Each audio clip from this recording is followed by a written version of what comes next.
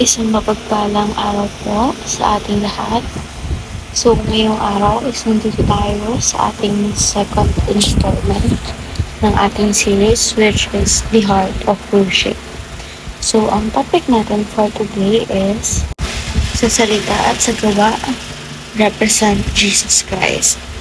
So, in connection to our topic for today, ang Bible verse na ating tatalakayin ay ang 1 Colossians chapter 3, verse 17.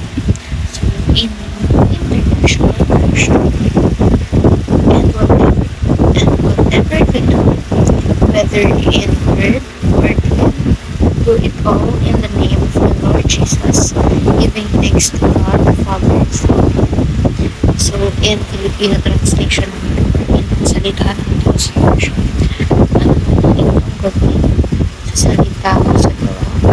Gawin ninyo ang lahat sa pangalan ng Panginoon Jesus na may pagpapasalamat sa Diyos na sa pamamagitan. So, pinapoint out dito na whatever we do, and whatever we do, or in any words that we say or use, we should always think of Jesus Christ. Iayon natin yung sarili natin sa Kanya, sa paano siya kumilos, paano siya magsalita, paano siya gumawa. And we should also thank God the Father for creating Jesus Christ, for giving Him to us, giving sa atin. And those giving thanks para sa Kanya, yung papasalamat natin sa Kanya is kailangan through Jesus Christ. Kaya di ba kung nag-pray tayo, lagi ang tulong in Jesus' mighty name we pray. In Jesus' name we pray. So, lahat ng papasalamat natin kay Lord God, kay God the Father, is through Jesus Christ always. So, kahit mas mabalalan pa, ipapakalayan natin, mas masin tayo sa ating teaching. So, number 1, we are created through God's reflection. So, kaya nga natandaan ko to sa mga pinakaunang devotion ko pa. Napakinggan ko rito kay Pastor Lasal na diba maraming version ng Bible. So, may NIV, KJV, ESV, ASND, ADB, mga Filipino, English, and other languages pa. So, tayo mga tao naman, tayo yung anong version ng Bible, tayong mga Kristiyano. Kaya nga, kung matatandaan natin, ang mga Kristiyano before, ang tawag sa kanila is people of the way kasi yung way of living nila is nakaayon kay God. Kumbaga, tayo yung reflection of God, tayong mga Kristiyano, tayong mga tao. Kaya nga sinasabi na madaling ma-verify ang isang Christian sa crowd kahit gaano karaming crowd yan.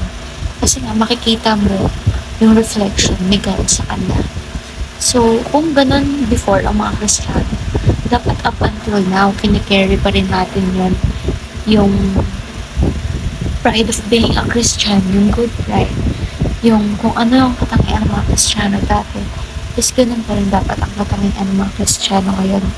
Hindi dapat tayo stagnant, hindi dapat natin hinahayaan na ma-taint yung image natin as a Christian, and also yung image ni Lord God nang dahil sa atin.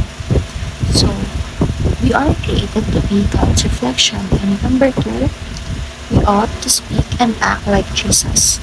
So, we are required, or we ought, na nasabi ko before, yung mga Kristiyano is naman sila people of the way. Kasi nga yung way of living nila is nakaayon kay Lord God.